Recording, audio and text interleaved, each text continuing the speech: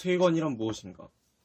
아마도 여러분은 세상을 바라보는 안경 혹은 창문 등으로 알고 계실 겁니다. 기독교 세계관의 저술한 제임스 사이어는 세계관은 신념, 곧 마음의 근본적인 방향이다 라고 정의하기도 했죠. 이 세계관에는 총 4가지의 특징이 있는데요. 첫 번째로 삶, 행동, 사고방식 등 우리의 모든 영역에 영향을 미칩니다. 두 번째, 나는 왜 사는가?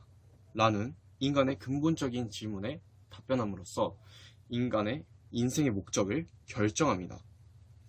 세 번째로, 사람들의 생각으로부터 전파되어서 모든 문화의 밑바탕이 됩니다. 마지막으로는 은밀한 속성을 가집니다. 그러면 이 인생을 좌우할 아주 중요한 세계관을 우리는 어떻게 판별하고 또 어떤 방향으로 가야 할까요? 앞에서 언급했듯이 각 세계관들은 이 은밀한 습성으로 인해서 우리가 발견하기도 힘들 뿐더러 문화라는 매체를 통해서 우리의 삶 속에 숨겨져 있어서 또는 흡수되어 있어서 분별하기가 어렵습니다. 그래서 이번 강의를 통하여서 우리의 문화 속에 숨겨진 8가지의 은밀한 세계관과 또한 우리가 많이 접해볼 수 있는 일상 속의 세계관에 대해서 한번 알아보도록 하겠습니다.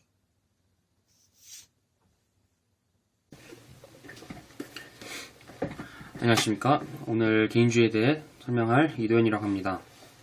영화를 많이 보시는 분들 알겠지만 대부분의 영화들은 주인공이 문제나 위기로부터 해결해 나간다는 것을 볼 수 있습니다. 관객 입장으로서 우리의 시선은 문제를 멋있게 해결해 나가는 주인공에게 끌리게 되겠죠. 왜냐하면 문제를 해결하는 것이 사람을 가치 있게 보이게 하기 때문입니다. 예를 들어 어벤져스나 스타워즈 같은 것만 봐도 알 수 있듯이 영화 속 주인공들처럼 자신이 우주의 중심이고 이 세상을 지키고 구원할 구원자라고 생각하는 사람들이 있습니다. 우리는 이 사람들을 개인주의자라고 부르는 것입니다. 이 개인주의자들의 신념은 먼저 자신을 우주의 중심으로 보는 것이고 자신이 하나님이 될 수 있다고 생각하는 것입니다. 이런 개인주의자들의 신념은 많은 문제를 일으킵니다. 그중 하나, 성취에 대한 잘못된 관점을 가지게 되는 것인데요. 인간의 가치는 원래 하나님으로부터 비롯되어야 하지만 만약에 이것을 개인주의적 사상으로 적용하게 된다면 성과로 평가되고 말 것입니다. 사람의 외모, 대학, 재능, 그런 성과로 인해 그 사람의 가치를 판단하는 것입니다. 그렇기 때문에 나의 가치는 하나님으로부터 비롯되는 것이 아니라 타인에 의해 성공 여부가 결정되는 것입니다. 이렇게 하나님이 지으신 우리 인간들을 이런 개인주의적 사상 같은 이런 잘못된 세계관으로 바라보게 된다면 많은 문제를 일으킬 수 있습니다. 네, 지금까지 개인주의에 대해 알아봤고 다음은 소비주의에 대해 알아보도록 하겠습니다. 감사합니다.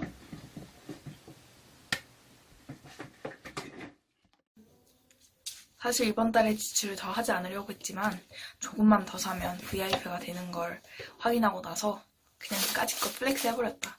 드디어 VIP 고객이 돼서 너무 행복하고 내가 이 정도 가치를 가지고 있는 사람이라는 게 증명된 것 같아서 너무 행복하다. 난 앞으로도 이렇게 소비를 하며 이 행복감을 느끼며 내 가치를 누리며 살아갈 것이다. 오늘 얘기 끝. 여러분은 방금 소비주의자의 모습을 보고 계십니다. 소비주의와 소비주의자의 특징에 대해서 간략하게 설명드리도록 하겠습니다. 첫 번째, 소비를 통해 만족감을 느끼고 이 일을 통해서 자신과 인간의 의미와 가치를 정의합니다.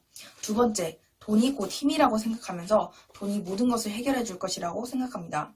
세 번째, 욕구 충족을 위해서 삽니다. 소비를 통한 욕구 충족이겠죠. 네 번째, 인간을 상품화합니다.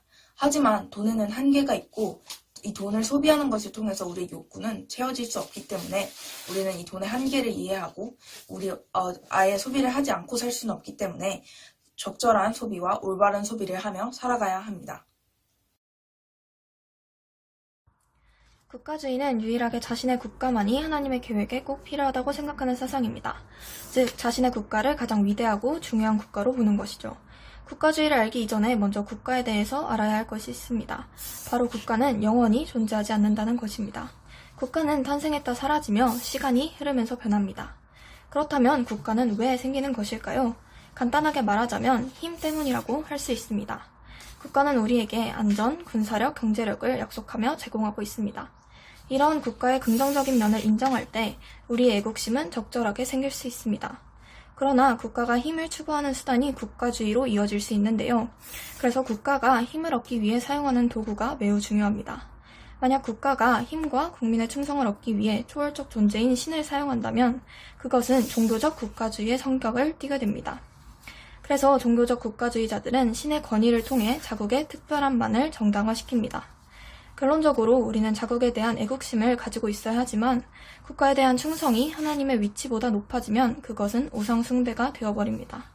그러므로 우리는 한계가 있어 사라지는 국가가 아닌 영원하고 불변한 하나님의 나라를 사모하며 살아가야 합니다. 안녕하십니까, 명주입니다. 이 시간 도덕적 상대주의에 대해서 알아보도록 하겠습니다. 도덕적 상대주의는 진리의 옳고 그른 절대적 기준은 없다라고 주장을 하고 시공간을 초월해 지켜야 할 도덕 법칙은 없다고 봅니다. 즉, 자신의 사고방식 속에 옳은 것은 아무것도 없고 각자 생각하는 대로 살아가는 것이라고 그들은 생각합니다. 이것을 주장하는 도덕적 상대주의자들은 자신의 견해에 대한 근거를 철학적으로 제시하지 않으며 감정과 반감에 반응할 뿐입니다. 또한 이 도덕적 상대주의자들은 반율법주의자 또는 반절대주의자들입니다. 이 도덕적 상대주의는 율법적 진리 주장을 불쾌하게 여기고 이에 대한 대안으로서 상대주의를 받아들이는 방법으로 대응합니다. 정리하자면 도덕적 상대주의는 절대 진리는 없다라고 주장합니다. 그들에게 있어서 세상에는 올바른 것 그리고 정해진 것이 없습니다. 절대 진리에 대해 반대한다는 부분에 있어서 그들의 주장은 공정과 정의의 원칙을 약화시킬 뿐입니다. 또한 도덕적 상대주의는 다른 도덕적인 부분들에 있어서 도덕이라는 공통된 분모들을 낮추게 한다는 문제점들을 가지고 있습니다. 이상으로 도덕적 상대주의에 대해서 알아봤습니다. 안녕하세요. 과학적 자연주의 윤도희입니다. 과학적 자연주의의 주장은 존재하는 모든 것은 물질이다 라는 것입니다. 또한 비물질적인 속성과 특징을 모두 제거해야 한다 라고 주장합니다. 또한 그들은 자연법칙을 주장했는데요. 첫 번째로는 인간은 의도적으로 창조된 존재로 보지 않습니다. 두 번째로는 불변하고 예외가 없다라는 것이고요. 세 번째로는 결정론인데 결정론은 모든 것이 다 결정되어 있다라는 들의 주장입니다. 과학적 자연주의의 특징은 바로 이 비이성적인 것들, 즉 하나님, 영혼, 기적 같은 것들이 다 환상이다라고 말합니다. 더 나아가 그들은 과학을 구원의 한 형태로 여기며 과학이 인간을 구원할 수 있다라고 주장하고 이것이 종교로 이어져 사람들 사이의 차이를 극복할 수 있는 희망적인 방법이 바로 이 과학적 자연주의다라고 주장합니다. 안녕하세요. 뉴에이지에 대해서 쉽고 빠르고 간결하게 설명을 해드릴 이주연입니다. 영상 시작하기에 앞서서 영상 도중에 조명이 이상하다는 점, 지면이 흔들린다는 점 양해 부탁드립니다. 뉴에이지는 어떤 것이고 뉴에이지의 문제점은 무엇인지 설명을 해드리도록 하겠습니다. 뉴에이지로 대표되는 영화 스타워즈를 보면 포스를 이용하여 물질을 이렇게 끌어오거나 물질을 반대로 미는 것을 볼 수 있습니다. 이 포스는 자아로 해석됩니다. 이 자아는 자신의 내면을 초월하는 것을 의미하는데 이것은 기존의 서구의 사상을 배제하고 동양적인 사상을 수용하는 것을 말합니다. 뉴에이지는 자신의 자아를 초월하여 신적인 존재가 될 수 있다고 말하는데 여기서 문제점이 있습니다. 하나님이 에덴 동산을 처음 지어졌을 때, 인류를 창조하셨을 때 뱀이 유혹했던 내용이 너도 신처럼 될 수 있다입니다. 결국 하와는 선악과를 따먹게 되었고 쫓겨나게 되었습니다. 그리고 그 벌로 뱀은 배로 기어다니게 되었죠. 결론으로 뉴에이지는 인간이 자신의 노력으로 신이 되려 하기 때문에 옳지 못하다입니다. 이상으로 발표를 마치도록 하겠습니다.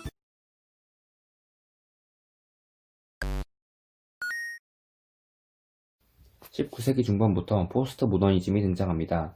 포스트 모더니즘은 이성과 합리성을 중요시하던 근대주의에 반대되는 사상인데요. 이런 포스트 모더니즘과 차별당하던 사람들의 목소리가 결합하여 포스트 모던 부족주의가 탄생하게 됩니다.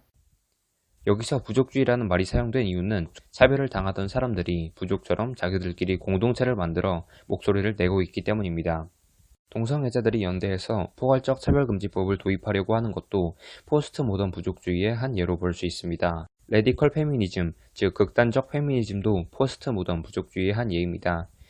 극단적 페미니스트들은 함께 힘을 모아 남성 혐오 등을 조장합니다. 이렇게 포스트 모던 부족주의는 문제점이 있습니다. 보편적이고 절대적인 진리가 있다는 것을 인정하지 않으면서 자신들의 기준만을 절대적인 것으로 여깁니다. 자신에게 여러 가지 정체성이 있는데 그중 한 정체성만을 택해 이용하기도 하고 사실을 과장하기도 하여 사회적, 정치적 힘을 얻으려고 합니다.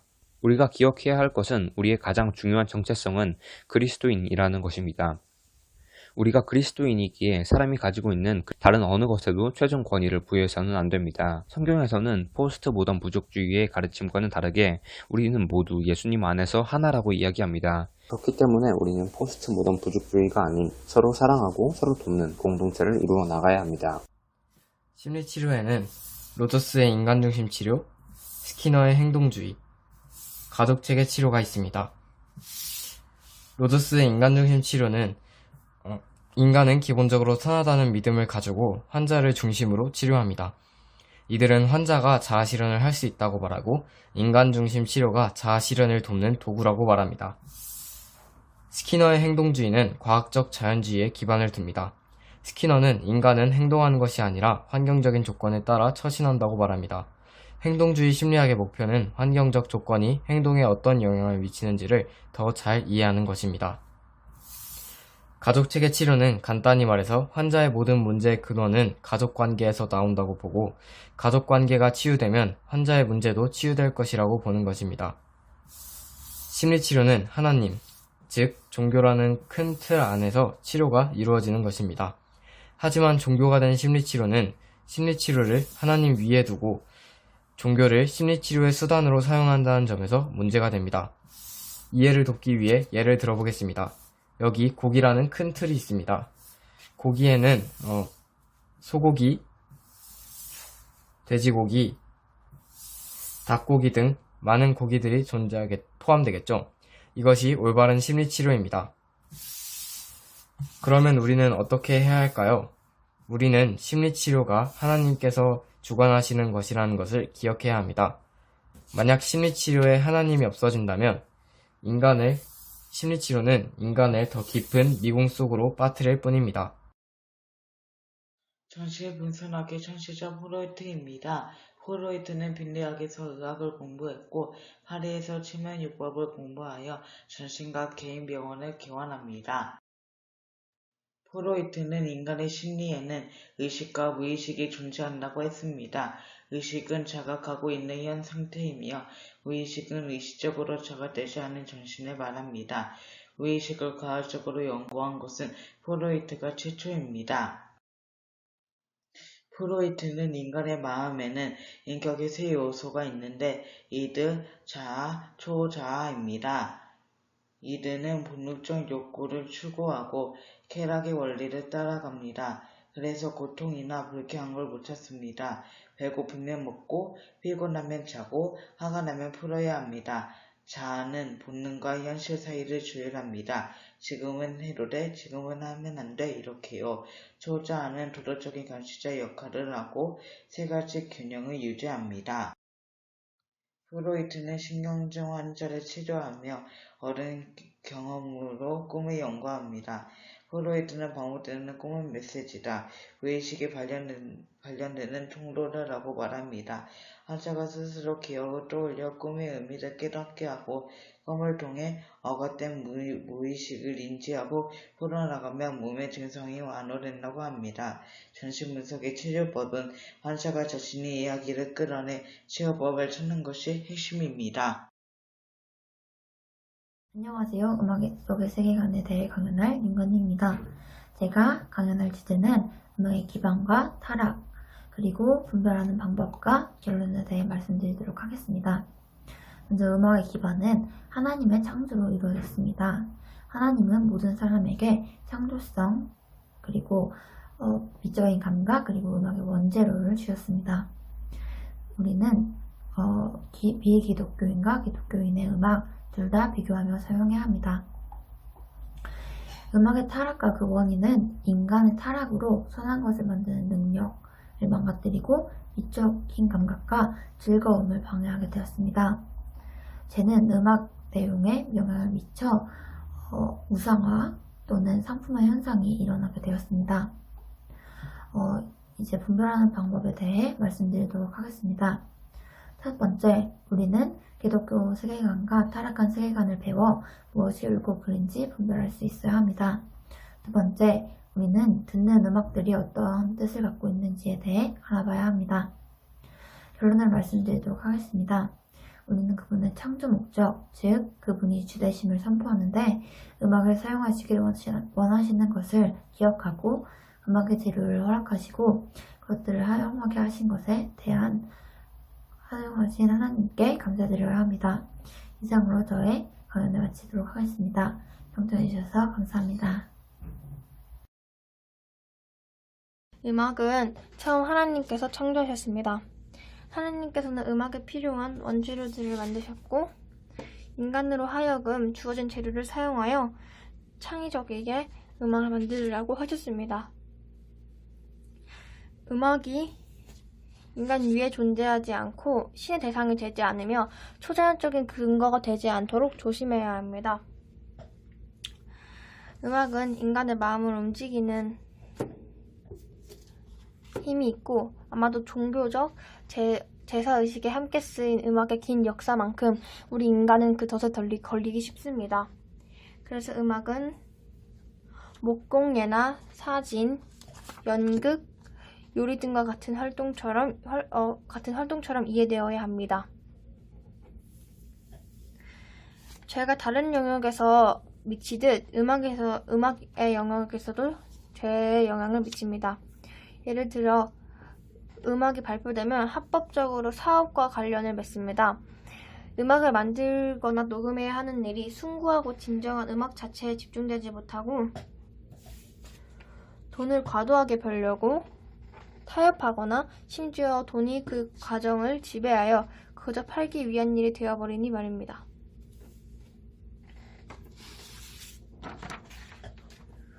그럼 우리는 음악을 그분의 창조 목적, 그분이 주되심을 선포하는데 사용하시길 원하시는 것을 기억하고 음악의 재료를 허락하시고 그것들을 부지런히 활용하게 하신 하나님께 감사드려야 합니다. 또한 우리는 음악들을 분별하여 듣고 사용해야 합니다. 분별하는 방법을 말씀드리겠습니다. 우리는 기독교 세계관과 타락한 세계관을 배워 무엇이 옳고 그름을 분별하고 그것을 모르는 사람에게 이야기해야 합니다. 또한 우리가 듣는 음악들이 어떠한 뜻을 갖고 있는지에 대해 알아봐야 합니다. 하나님과 예술이 어떤 관계가 있는지 알아보도록 하겠습니다. 먼저 천지창조를 통해 하나님이 세상을 아름답게 디자인하신 최고의 예술가이심을 알 수 있습니다. 그리고 또 그 창조물들을 보면서 하나님의 창조성을 알 수 있는데요. 하나님께서 창조물들을 아름답게 지으신 이유는 우리로 창조물들로 그 아름다움을, 즐거움을 누리게 하기 위해서입니다. 그렇다면은 이제 아름다움에 대해서 얘기해 보도록 하겠습니다. 성경이 말하는 아름다움의 기준은 조화로운 것입니다. 그리고 이런 아름다움의 요소들로는 통일성, 복합성, 균형, 질서, 조화가 있는데요. 이 요소들을 가지고 우리는 예술적인 작품이 성경적 기준에 부합하는지 알 수 있습니다. 안녕하세요, 박진중입니다. 세속적인 미술적 무엇을 거부하는지, 우리가 어떻게 하면 더 훌륭한 작품을 볼 수 있는지 알려드리도록 하겠습니다. 이 그림은 르네 마그리트 화가의 금지된 제 그림인데요. 이 사람이 거울을 봤을 때 같이 앞을 봐야 되는데 똑같이 앞을 바라보면서 거울의 특성을 부정하고 있습니다. 이것도 르네 마그리트 화가의 그림인데 서로 잡아먹음으로써 조금 비상식적이고 추악한 그림을 그렸고요. 이것은 피카소의 여인과 강아지, 우리가 알고 있는 형태를 좀 부수는 그런 기괴한 그림이고요. 그래서 호암미도 작가의 그림인데 이것도 좀 형태가 변질된 것 같고 또 봤을 때 혼란스러운 느낌을 줍니다. 그래서 세속적인 미술을 거부하는 것은 진리, 선, 규칙, 미, 질서인데요. 일단 이 세 가지는 하나님이 없기 때문에 당연히 나타나는 현상들이고요. 이 두 가지는 이 화가들이 기존에 있던 것에 대한 도전, 이렇게 상식을 깨는 그런 시도들입니다. 그래서 이 세속적인 미술들은 일부러 의도적으로 추한 작품을 많이 만들어요. 그래서 우리에게는 좋아하는 것이 있고 훌륭한 것이 있는데, 훌륭한 것은 작품에 관한 것이고요. 이 좋아하는 것은 나의 느낌입니다. 그래서 우리는 그래서 이 훌륭한 것이 사실 중요한 거예요. 하지만 우리의 타락한 본성은 훌륭하지 않은 것도 좋아요. 그래서 자기가 좋아하는 것이 훌륭하다고 생각하는 거예요. 그래서 이런 그림이 탄생하고 이것이 훌륭하다고 생각하는 거죠. 그래서 우리는 훌륭한 것을 지향해야 되는데요. 이 훌륭한 것은 무엇이냐? 우리 앞에서 계속 얘기했던 이 질서와 규칙과 이런 선과 진리, 이런 것들이 다 들어간 그림이 우리가 훌륭하다고 말할 수 있는 것입니다. 그래서 우리가 작품을 바라볼 때 할 수 있는 질문들, 하나님의 진리를 나타내고 있는지, 주제가 옳고 순수한지, 미의 요소를 잘 갖추고 있는지, 질서나 규칙 같은 그런 것들, 예술가의 삶이 어떤지, 이 예술가가 살면서 이렇게 형성되는 세계관이 그대로 그림에 반영되기 때문에 예술가의 삶을 알아보는 것은 중요합니다. 또 예술가 중에 아까 말했던 것처럼 훌륭한지, 또 성경적 관점을 잘 얘기하고 있는지 중요합니다. 그래서 이 미술 속에 들어가 있는 이 제일 큰 세계관은 인본주의라는 것입니다. 그래서 이 하나님을 이렇게 거부하고 사람이 중심되는 것이라 할 수 있습니다. 감사합니다. 안녕하세요. 경제 속의 세계관이라는 주제를 가지고 발표할 박주영 그리고 서진입니다. 서진이는 다음으로 나올 예정입니다. 경제가 무엇인지 알아보도록 하겠습니다. 경제란 재화와 서비스의 생산, 교환, 분배 그리고 소비와 관련된 인간의 모든 활동입니다. 즉 쉽게 말해서 먹고 사는 일에 관련된 분야입니다. 여러분들의 이해를 돕기 위해 커피 산업의 예를 들어보겠습니다. 커피는 전 세계 경제 구역에서 석유 다음으로 밀도면이 가장 많은 품목일 정도로 인기가 높습니다. 우리나라 역시 자연적으로 원두를 생산할 수 없는 나라이지만 커피를 마시는 것은 매우 흔한 일이죠. 오늘도 저희 부모님은 하루를 아이스 아메리카노 한 잔으로 시작하셨으니까요. 우리가 마시는 커피가 우리 손에 들어오기까지는 수많은 과정들이 있으며 커피 재배, 비료, 무역, 운송회사와 유통업자, 커피 광고회사, 커피 전문점 등 수많은 산업들이 연결되어 있습니다. 이렇게 많은 산업들이 연결되어 복잡한 경제의 구조를 이룹니다. 이렇게 해서 우리나라에서는 원두가 자연적으로 생산되지 않지만 커피를 어디서든 지어 마실 수 있습니다. 그리고 커피 산업이 발전할수록 커피와 연관되어 있는 일자리들이 늘어나 수많은 가정의 생존 수단이 됩니다. 이러한 긍정적인 측면을 통해 우리는 커피 산업의 중요성을 알 수 있습니다. 그러나 긍정적 측면만 존재하지는 않습니다. 현재 한국과 유럽, 미국으로 커피를 가장 많이 수출하는 나라는 브라질과 베트남인데요. 베트남의 커피 생산은 농민들의 살뿐만 아니라 베트남 생태계에 커다란 변화를 가져왔습니다. 20세기 이후에 산업화된 대규모 커피 재배는 열매가 더 빨리 익고 수확량도 늘어나게 하기 위해서 화학 비료와 농약을 사용하였고 대규모 커피 농장을 만들면서 심각한 환경 문제로 열대우림을 파괴하고 지구온난화와 자연재해를 불러오기도 했습니다. 다음으로 서진이가 마무리하겠습니다. 모든 경제의 구조가 긍정적이지만은 않습니다. 몇몇 산업을 보면 쥐꼬리만한 돈을 받아 겨우 하루를 살아가는 사람들을 우리는 볼 수 있습니다. 그렇다면 이런 일들은 왜 생기는 걸까요? 바로 거대 다국적 기업들의 독점 때문입니다. 독점을 하고 있는 거대 기업들은 힘이 없는 가난한 사람들을 착취해 경제적 부를 얻고 부를 통해 다시 착취하는 악순환을 반복하면서 엄청난 돈을 벌어들입니다. 그렇다면 착취당하는 사람들을 돕기 위해서는 어떤 대책이 있을까요? 대표적인 예로는 공정무역이 있습니다. 공정무역은 소비자가 생산자에게 공정한 소비를 함으로써 생산자를 돕는 무역입니다. 공정무역을 통해 그들은 제대로 된 임금을 받고 살아갈 수 있습니다. 또 목소리 높여 이러한 사실을 잘 알지 못하는 사람들에게 알리는 방법이 역시 있습니다. 더 이상은 이러한 사실을 외면해서는 안 됩니다.